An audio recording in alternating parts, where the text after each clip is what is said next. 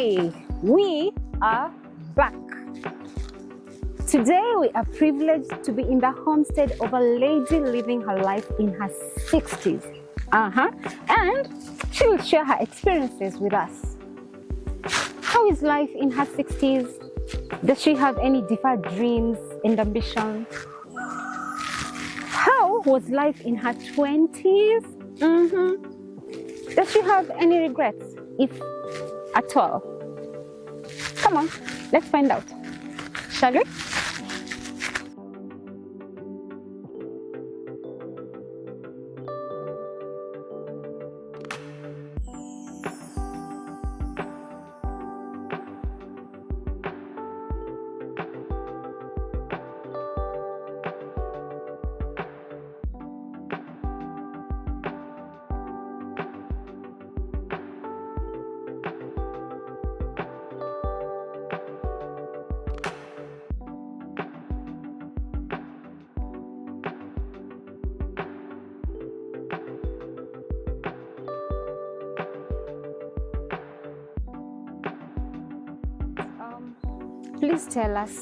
Please tell us your name and how you describe yourself. My name is Matilda Bakhoya. Most people have 3 names. I only have 2. But I was told I was given one when I was born. That makes a 3rd because we were born twins. And every twin child, the first one has a name and the second one has a name. So I was the first one. I was called Mkabana. I'm pronouncing it in Kiswahili, Mkabana. It is Mkabana in Kiluya. Okay, yeah. That is for everybody who is born first as a twin. So you might get the name on a boy, you might get the name on a girl. But my official names are Matilda Bakhoya. Matilda Bakhoya is a born-again Christian. I love the Lord. I serve the Lord in my life. I am a retired teacher at this point in life. Retired about 6 years ago. And just enjoying my life as a retired teacher. Taught for 33 years. If I could count the years that I did as an untrained teacher, that will make it 35. Wow. A long period for by any standards. Wow. But I thank God. Yeah. I did all that and I'm through with it. And I'm now enjoying myself as a retired person in Kenya. Wow. Yes. Wow. Thank you so much, Matilda, for that intro. Yeah. You're right, 35 is indeed a good number. Yeah. A privilege. Of working, hard work, really. Yeah, that's amazing. Yes. All right. Now, Matilda, we, as many of our viewers are, very curious to know. Yeah. Please tell us, having worked for 35 years, all right, and being a woman living her life currently in her 60s, how would you, as a younger person, have imagined life in your 60s? I think every little girl has a fairy tale, you know. You envision yourself in a situation when you get older, that you're going to have a life where you are happy. You're happy, you have achieved everything that you needed to achieve. You have done all that you needed to do. You are ready just to rest because you have done everything you are supposed to do. It is a fairy tale kind of life, you know, when at the end of it you live happily forever after. But I think in real life it's very different. I envisioned myself having, you know, like we would be asked, and I think they still ask kids today, what will you do when you grow up? I thought, I didn't say I was going to be a teacher. I don't think I said that. But I knew I was going to be a career woman. I was going to work and I was going to get some money and I was going to get married and get kids and be a happy grandmother at the end of it. I envisioned all that. My 60s, I saw them as a happy ending. Wow. I saw it as a quiet, happy ending after hard work, you know, a life of hard work. So that is what I envisioned. And I can say I'm happy to be where I am now. I think part of my vision is fulfilled. Maybe not so much what I thought I would achieve, but much of it. I thank God. I thank God for that. Wow. Yes. Wow. That's amazing. Yes. I love how when you speak envisioning your 60s, how you reference to you feel that much of your vision has been fulfilled. Yes, I feel like that is a very settling place to be. It's really amazing for you to be able to say that. Thank you so much for sharing. Thank you. Thank you. All right. Right. Okay.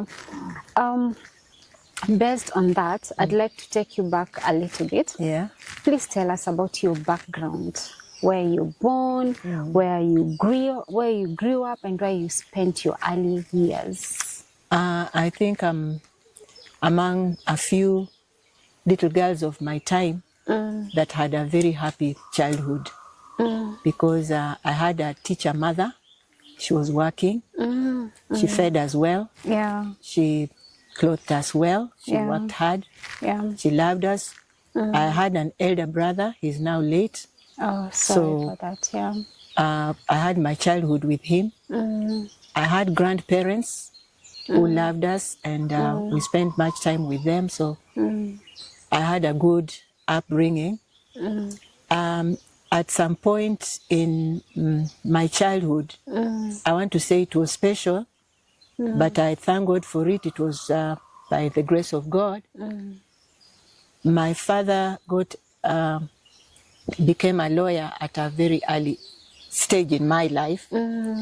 And believe it or not, I'm among the few people who had that easy life because there was a car at home. We were driven to school. We had, let me just say, sausages for breakfast. And this is in the 60s. Oh, wow. Wow. It was a really privileged life. My father took me to some of the best schools. I was at Mount St. Mary's, a good Catholic school, Mount St. Mary's Molo. It still is a good school today. Wow. For my secondary school, I went to the Star of the Sea in Mombasa. It is also a good Catholic school.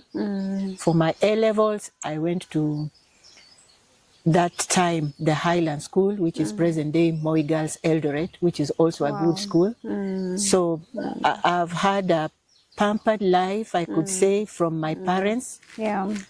And that does not exclude the bumps on the road that meet every other person, every girl and every little boy. Because your parents may do so much for you, but there is just a bit that they cannot do. There is that bit that only God can do. Yeah. And it includes all the challenges. Yeah. Because you can't say you were from such a home, so you didn't meet, you didn't go hungry, or you didn't get clothed well, or you get these things. Somehow you get them, so that you can actually call yourself a real human being, I think. Yeah, there is no soft life for anybody, whether you are from a privileged home or not. There must be some tears somewhere. There must be some laughter somewhere. There must be some disappointments and some disillusionments somewhere. I had them all. Wow. So I had a full childhood growing up. But I thank God for the good things that came into my life at that stage. They prepared me so much for my adult life. Yeah, because going to good schools meant that it cushioned me in at some point in my later life. And I'm happy about that. I can happily say thank you to my parents. Both of them are late, but they worked to give me a good childhood. Yeah, thank you. Wow, wow, yeah. That's amazing. Yes, I must thank you for sharing your background. Yes. And I must thank you more so for acknowledging it was a privileged background, yes. It was a privilege. And also still acknowledging it was not without its challenges, Definitely. but you pulled through. Definitely. All right? Yes. Thank you so much. Yeah. So speaking of challenges and maybe life situations that can come in and test you. Yeah, yeah. You have gone through 2 life-threatening experiences, all right? Yeah. Would you kindly just share with us how these experiences were and what you did to pull through? You've mentioned 2, but maybe I can go a little further. Yeah. Because if it's going to help somebody somewhere, yeah. or if it will also help me to look back and realize God has been good to me, Yeah. then I will say so. Yeah. I will narrate it right now. In my later life as a teacher, at some point I got very sick, and it happened. I was teaching and living in Mombasa all by myself. It was not far away from my station of work, so I just walked to work. That is the Star of the Sea School. Yeah. I learned there, and I also went to teach there later in my life. Wow. But I remember a day, it was just a normal day. I started off well. My mom had come to visit me from Kakamega. She was my visitor in my house. And I think it was a Saturday. We were together. We had lunch. You know, mother-daughter, we've had our conversation, our laughs, and so on. Then I started developing a stomachache. And within an hour, it became so severe. I could not stand up, I could not sit, I could not do anything. My mother panicked because she was just a visitor in my house. You know, she had come to visit me. She didn't know the neighbors very well. I didn't have a car, and there I was very sick. So my mother ran to a neighbor's place. They came and they found me flat on the ground in terrible pain. Wow. Luckily, the neighbor had a car. They took me to Muvita Hospital at that time. And cut a long story short, they diagnosed what they call intestinal obstruction. That is, the intestines were coiling over themselves. For whatever reason, I don't know. I don't think it's anything bad I ate. I don't think it's anything that I did. Those who know can tell us why such things happen. But later on, I was told if I'd gone to hospital just a few minutes later, maybe I would not have made it. Wow. Because now it was a surgical case immediately. So going through that, I praise God that in hospital they received me and did a quick job. A doctor was called in, and I was put in for surgery. I think the following day, and the 1 week after the surgery, it was a really dangerous moment because now I was on oxygen. I had tubes in my nose. I had tubes, you know, because I couldn't get off the bed everywhere to let things in, medicine and food, and to get things out. The picture was just bad. You know, I was looking terrible there with things flowing in and things flowing out of my body. But 2 weeks later, 3 weeks, I think, because it was almost a month, I was out of the hospital, just to go and to come back to the hospital for review to remove the stitches. Because those days with surgery, you really had to get cut, you know, and then sewn up. So the doctors told me I did very well. My healing was very fast, more than they expected. Wow. I did not develop anything bad after that. So I just came out with my scars. I still have them somewhere. But I thank God I went through that. Wow. Then let me say this very genuinely, I was in my 30s, and again, I had a problem in the stomach area. This time, it was again severe pain, and like not a little girl, but now a woman, it was interfering with my normal being as a woman. And when I went to hospital, I was told to go for x-rays. It showed that I had fibroids. Wow. Yeah, that were very, very bad and threatening. And they told me a woman who's, you know, or a girl who grows up and you are into your 30s, almost into your 40s, and you haven't been very active sexually, most girls, or some girls, do have that kind of a problem. So I had to go get my fibroids removed. Wow. But now they were cutting the very place that had been operated on before, you know. So This time, the healing wasn't that smooth. I left the hospital with my stitches, and the doctor told me maybe I didn't take care of myself properly, cleaning the wounds and so on.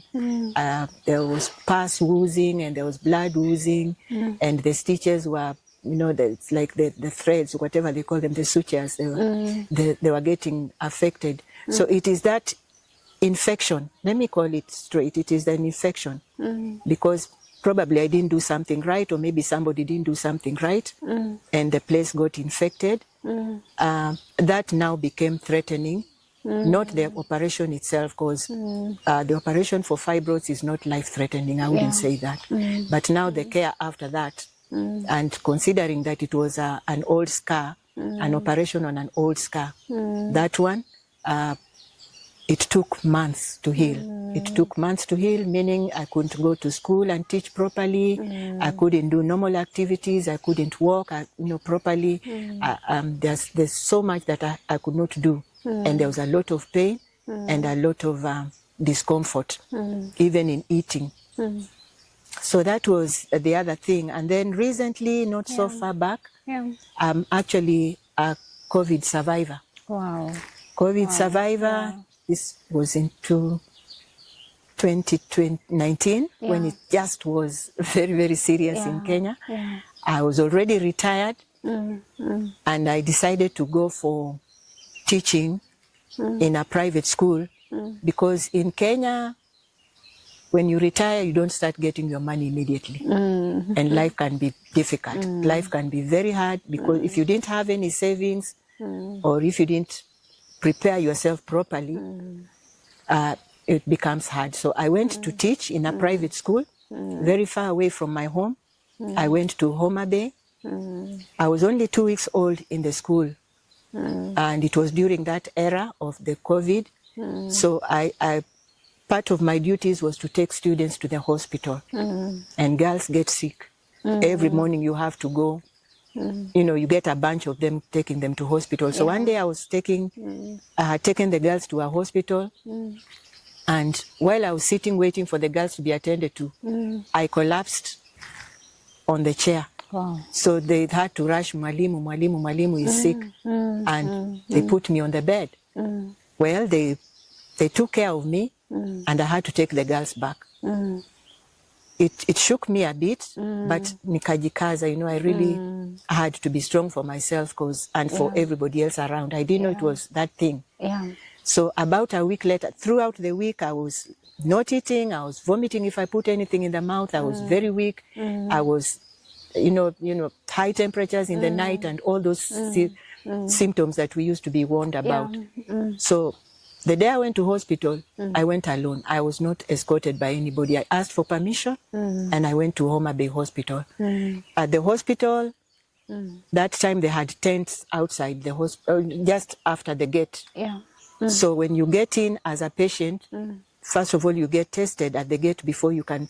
And if they suspect anything, they ask you to go to a gate maybe to the left or something, and others go elsewhere if they have not tested anything. Or they are not suspicious. So I was told to go to one of the gates, I mean the tents. And one of the attendants, I don't think it was a doctor, but it was a medical attendant, whoever. They came with all the things and they tested my temperature. It wasn't that high, but it was high. And all the other tests, they did the mouth thing. And then I was quite alert. I had a little temperature, I was weak and so on, but I didn't feel that sick. I knew I was coming for medication and then I'd go back to school. But I saw him beckoning others, come and see this one, come and see this one. So they were talking, and they were talking in a language I couldn't understand. They were talking their own language then. But at some point, one of them said, this one is a case. So they spoke in English and I understood. I said, a case what? So they called each other and they took a review of whatever they had written down. Then they disappeared. They all disappeared and left me in that tent alone. What? I panicked. When they came back, they were all clad in those white things. So I knew mbaya. I knew now here I have it. So I started to ask questions, and talk, ask what is going on. And then one of them screamed, "The patient is in distress." They were running all over the place. One went for for something to carry me, a troller. What do you call them? Those stretchers. Those stretchers, yeah. Wow. The patient is in distress. Yeah. And they were talking, and somebody was calling, "Yeah, we got a patient here." And then they were rolling me along the corridor very, very fast. Now I started screaming because I saw death. What was going on in your mind at that time when all this chaos was happening around you? We had been told once you have COVID, that is, you are gone. You are just, you have to be isolated and you have to get immediate attention. If you don't, I said, "God, why do I die in this strange land all by myself?" So I think my panic also aggravated, the attendants to really want to restrain me. And counsel me and tell me, "Mama, no, we are going to take care of you," and so on. But I was not ready to listen. I just felt it was bad. Things are going to be bad for me. I can imagine. But I remembered prayers also.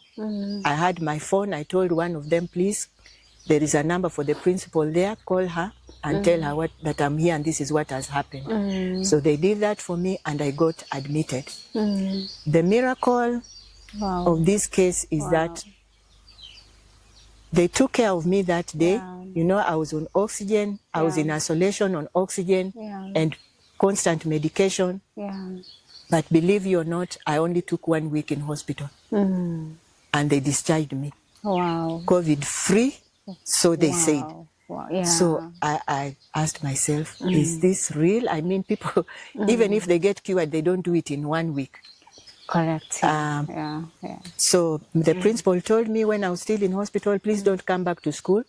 Just look for means to go back to Kakamega, because we can't have a sick teacher in school with all these girls." It was a boarding school.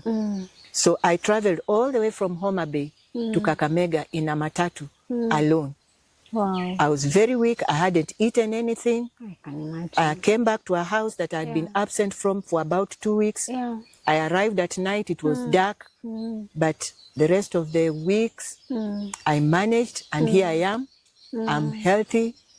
I got over it. And I honestly testify very, very strongly that God did a miracle for me. Amen. If they are very sure they tested and I had COVID, and they treated me and I got over it within a week, that was a miracle for me. Absolutely. So I thank God for that. It's an encouragement. I would give anybody who is in a situation where they have a problem with their health, that you've been told it is life-threatening, that God can do it. Amen. God can do it if you cry to Him and ask Him to see you through. He does do it. He does heal. Indeed, And indeed He did. For my life. Thank you. Wow, Matilda. Thank you so much for sharing. I think we'll just take a minute, have a sip of water. Then when you come back, you'll tell us how these 3 life-threatening experiences, how have they shaped your moments today? How have they shaped your view of life today? Because you're right, having gone through that and coming through it healthy, successfully, and seated here today, it must have done something to you. And we want to hear what that is. All right? So we take a sip of water, then we resume. Yeah, sure.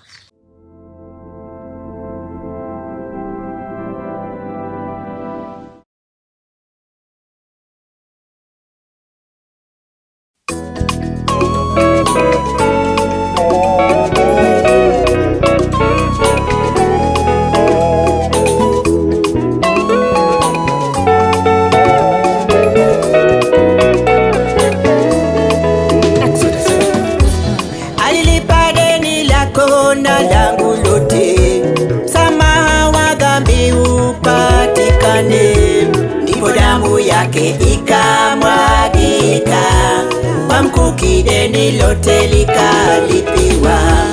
Alifanyika sadaka vile Mungu Baba mwenyewe alipenda. Aliyamaliza mambo yote msalabani, usilie. Aliyamaliza mambo yote msalabani, usilie.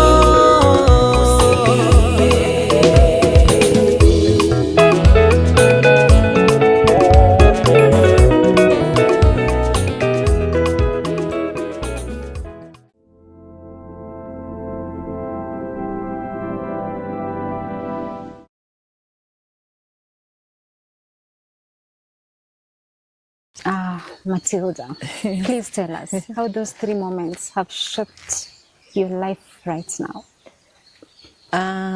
Anybody who goes through any life-threatening situation or very, very difficult situation, and you go through it, you can't sit anywhere and tell you that it hasn't affected you or impacted on your life afterwards. It does. One, I know that it has grounded my faith in God, and I've known God. I've now truly believed and known God as a God who is a healer, a God who consoles, a God who hears prayers, a God who strengthens you at the time of need if you rely on Him totally. Amen. So I have no doubt in my mind about that. I know God truly comes through for anybody who calls upon them, upon Him for help at the time of need. Wow. And the other thing that has come out to me is friends and family at the time of need. Because in all these 3 incidences, my mom was there, and I'm asking myself if I had been alone without my mom to go running to the neighbor to get me to hospital. And the way I'd been told that had I been late just a few more minutes, it would have been more complicated, or maybe even I would have lost my life. It was a miracle that my mom was there at that time to do that for me, and wonderful for the neighbors who responded very fast without asking for any payment or without asking any questions to take me there. So friends and family, they are absolutely necessary for anybody and everybody, because you don't know about tomorrow. Build relationships. I like that. You need to build relationships, because sometimes when people live the kind of life I'm living right now, I'm living alone, and unaanza kulaumu, you know, my brother is not writing me, he's not calling me, wacha akae, let him stay there. That cousin, she said she'll come, she didn't come, and you know, like, let them be, let them be, let them be. You don't know about tomorrow. Just when you'll need them, and you've thrown them away, or you have discarded them, or you don't contact them. I was reading somewhere that in friendship, it's you to go to the friends. You have to develop friendship, go to them. Don't wait for friends to come to you. You go to them. Talk to them. If you can't give them anything, just give them the smile. Just show them the concern. And that way, people will respond to you. So you don't know when you'll need them. Develop that relationship with them. And then we have to always remember how fragile life is. You can be so well in the morning, and by the time it's evening, you don't know. You might be in hospital, you might be somewhere else, you know, you find yourself in a place where you never thought you would be by the time you woke up that morning. Things just change. Things just happen. And some of them take a split second to happen. Just a few minutes, situations change. So be prepared in whichever way you can. In case of this, let me have this address ready. Let me have this number ready. Let me have this access ready, because anything can happen at any time. Yes, we are Christians and we have faith. We know God is taking care of us. But it is not a sin to be prepared for anything. I heard some people saying they cannot take insurance because that is questioning God. You know, like you are telling God, I'll be sick tomorrow, or I'll get an accident tomorrow. And that is lack of faith. No, it's not lack of faith. Jesus talks about the man who prepared, who kept what he had so that he can use it later. And he commended him for that. So we need to be prepared for what may come at any time. And we have hope for good things, but we also know bad things can come. What are you doing about it? You have to know how to pray. You have to know how to read your word. And you also need to know how to build relationships and how just to have things around you that can take care of you, or you can use to take care of yourself when a situation comes that is difficult. That is how it has shaped my life now. And it has helped me until I can afford to face tomorrow. Because if tomorrow comes and it has these challenges, I know I'll have done ABCD for myself. Absolutely. And if I don't do this, yeah. I'll have nobody to blame but myself. Wow. God will work through that. Indeed. So it has shaped my life that way. Wow. I Family, friends. Yes, family and friends. Taking life as precious as it is. Yes. I love that. Thank you and knowing so that much it for can sharing. change within a split second. Yeah. And you need to have something to fall on to. Absolutely. So that you can save yourself a situation. Wow. Yeah. Wow. All right. Now I want to take it a notch higher. Let's talk about the music. Music. Matilda, you have a gift of music. Yes, I do. Please share with us, when did you discover you have this gift? I come from a family of people who sing. Wow. Starting with my grandmother on my father's side, my father's mother, and my father's father.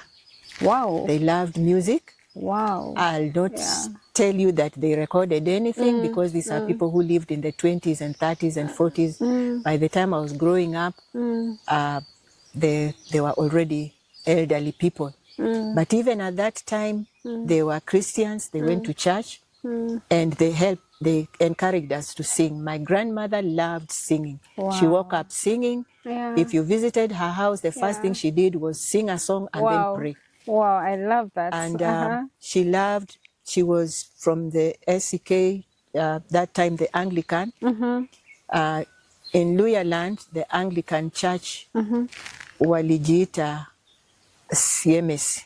CMS is CMS. CMS is Church Missionary Society. It is the Church Missionary Societies that brought the Anglican Church to Kenya, and most the missionaries landed in western part of Kenya. So among the Luya, I belong to the CMS. Yani kanisa yangu ni CMS. CMS. So with the Anglican Church, they have their music in the books. My grandmother knew all the songs by heart. Wow. Most of the songs. Wow. And she would invite their people to come and sing in the home. She would go to church and all that. Anyway, prior to that, she used to tell us that she loved going to where people are having dances. Those days, in Luya, we call them omutibo. It is like disco, night dances. And they went to that, even my grandfather did. Later on, she was in the village. She was known as the lady who leads, the the vocal leader. She would sing and others would answer, So she had the voice. And I want to believe that it is that gift that came to some of us, including me, of her offspring. Then in my secondary school, I was already saved because I got saved. I did my CPE as we did CPE at class 7. Yeah. And the holidays, before you go to secondary school, first of all, you get your results, then you know if you're going to secondary school or not. I got my results. Or before I got my results, there was a camp that had been organized by the Deliverance Church at that time, Apostle Joe Kayo, and the convention or the camp, we used to call them camps, was at Kisii. I was schooling at Molo. As I told you earlier, I was at Mount St. Mary's Molo. Yeah. So one of us came with the news, there is a camp and they want girls, they want people to go for this camp. It's going to be good and so on. We went, a bunch of us. There I got converted. By the time I was joining Form 1, I was a converted Christian. I already had a song composed. Wow. And Form 1, Form 2, Form 3, so many songs came.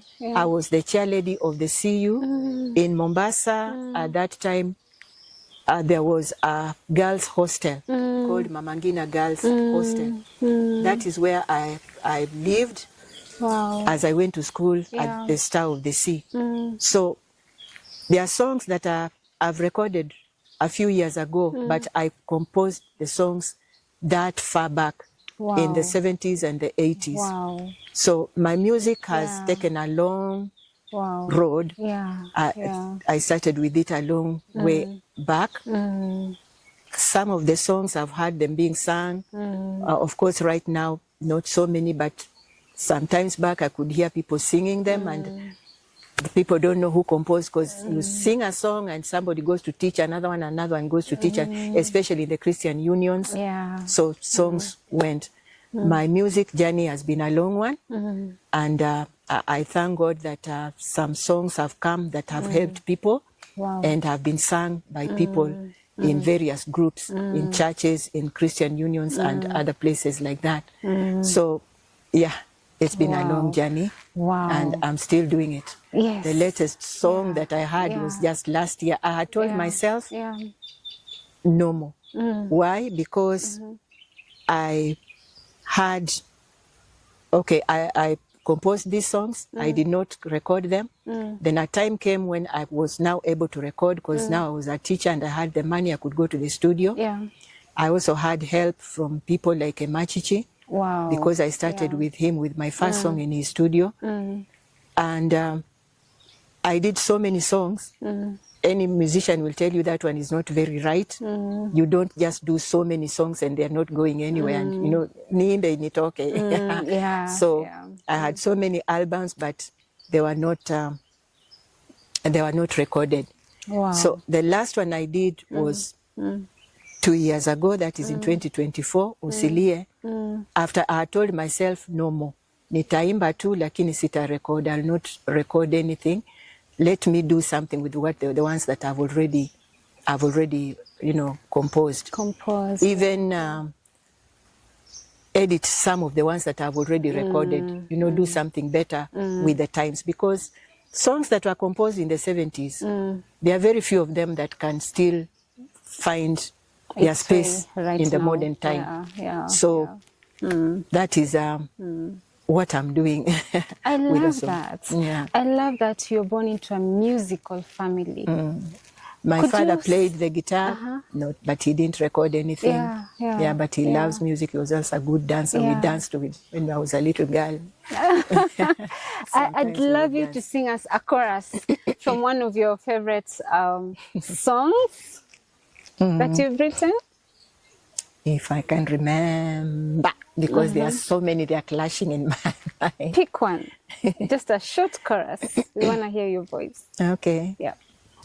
Alilipa deni lako na langu lote, msamaha wa dhambi upatikane, ndipo damu yake ikamwagika, kwa mkuki deni lote likalipiwa. Alifanyika sadaka, vile Mungu Baba mwenyewe alipenda, aliyamaliza mambo yote msalabani. USILIE, aliyamaliza mambo yote msalabani. USILIE. Wow. Wow. You have a beautiful voice, honestly. It's beautiful. Thank you. And I cannot help but ask, having heard your story, how you've grown up, the challenges and the life-threatening situation you've gone through, you know, up to now, living your life, how has music helped you heal? Music, there is a musician, a secular musician, he's now late, who says mziki. Kukiwa na kilio, tunatumia mziki. Tukiwa harusi, tunatumia mziki. Tukiwa katika hali ya kushindwa, tunatumia mziki. Mziki uko kila mahali. You are happy, you are sad, you are excited, you are angry. You can use music to express yourself. Music is emotions, music is spirit, music is life. And that is why across societies and communities, you'll always in every community, they have their genre of music. They have their type of music because that is what they use to express themselves. And they'll tell you there's music for funerals, there's music for harvesting, there is music for this. Among the Luyas and the other people, they have music for circumcision times. You know, every occasion, every event, every life events are marked by music. So for me, my music are not just mine, but when I listen to music generally sung by other people, it speaks to me. It consoles me. It comforts me. It makes me become calm when I'm rattled by anything. It just brings the world, brings my feet down so that I'm not flying all over the place like a chicken without a head because of things, coming in your life. You sing something or you hear a song. Believe it or not, just as recently as a few days ago, I was listening to my own songs that I've already told you I composed in the late 70s. I hadn't heard them for a long time. They are on my phone. I have them on CDs. We had them on CDs and on cassettes. So I was listening to some of the songs that I sang far back that I haven't listened to some time. And they brought tears to my eyes because it's like, it's me? It's really saying that scripture, that's, it just hits you all the time. So music is wonderful.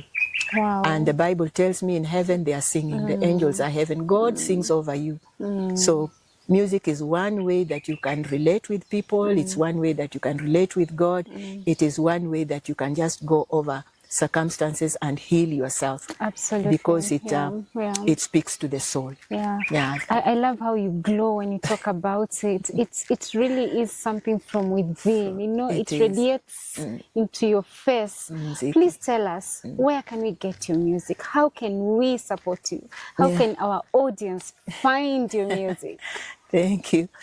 My music, like I've already mentioned, in our days, it was cassettes. I still have a few. Of course, they can't be played anywhere. You don't even get the music players, I mean the cassette players in the shops anymore. There are few, but you really have to look for them. And then the CDs came later. I still have a few CDs. But if I gave you a CD right now, I'm sure you won't know what to do with it because it's gone out of... with the times. But now what's happening is the mtandao, the social media. I'm working hard to put all my music on social media so that it can reach people and not just reach their ears, but probably also reach their hearts and help them in whatever situations they are. I would like my music to speak to somebody so that somebody can know God, because all I sing, all my music is gospel, it is Christian. It is music that is intended to preach, to testify and to preach. It doesn't mean that I disregard any other music as a musical person. I know there are people who sing, they don't mention Jesus, they don't mention God, but they speak of situations. They speak of real life issues. We call it secular music, but it speaks to all of us because we are in the world. I'll only not go for music that is vulgar and disgusting, or music that is, it is played in such a way that sometimes you have to be high on something to appreciate, because it is so loud, it is played recklessly, and it's played with an intention of making you go crazy in some way or the other. That I will not appreciate. But anything that is just well arranged, well laid, and well sung, I appreciate as a musician.